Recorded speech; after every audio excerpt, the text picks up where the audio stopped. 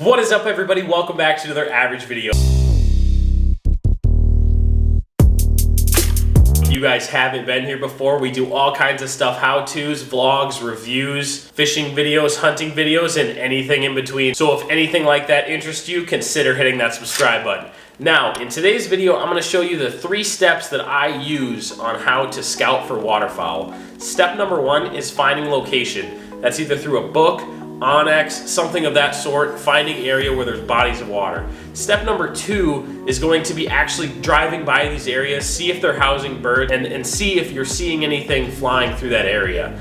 Step number 3 is going to be asking for permission or figuring out how to get into the public area, because sometimes that can be tricky. So, back to step number 1. Get a book, Onyx, Google Maps, anything of this sort, and find water areas or marsh areas.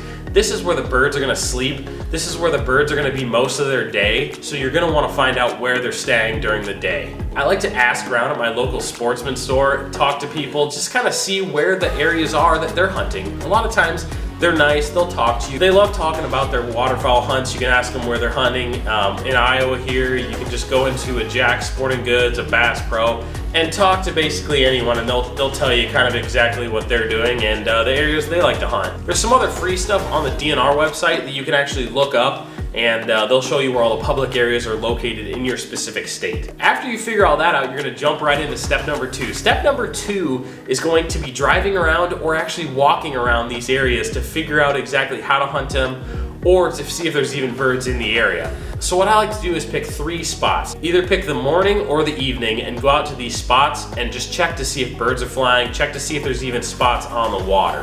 Alrighty, so one quick tip I do have for you guys when you are driving around trying to scout for any type of waterfowl, ducks, geese, anything of that sort, you want to make sure that you're not just driving around looking for stuff. Sometimes that's the case, but majority of the time, you're going to want to focus on certain areas to be looking. So don't just be driving around in random fields.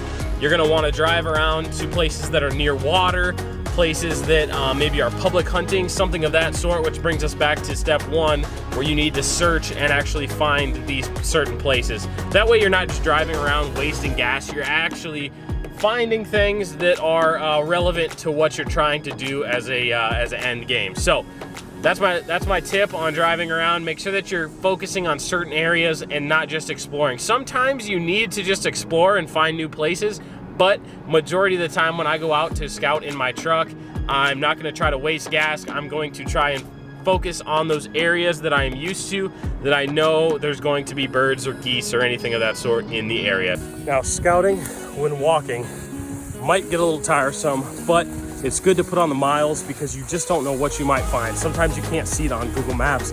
Sometimes you can't see it from the truck. So it's good to get out, get on foot. We just found a cool little pocket that you would really not even know that was really there. You can see it kind of on Google Maps, but it really helps to get out there. There was basically no water in it. So without actually getting on foot and going out there and seeing it, we would have never known.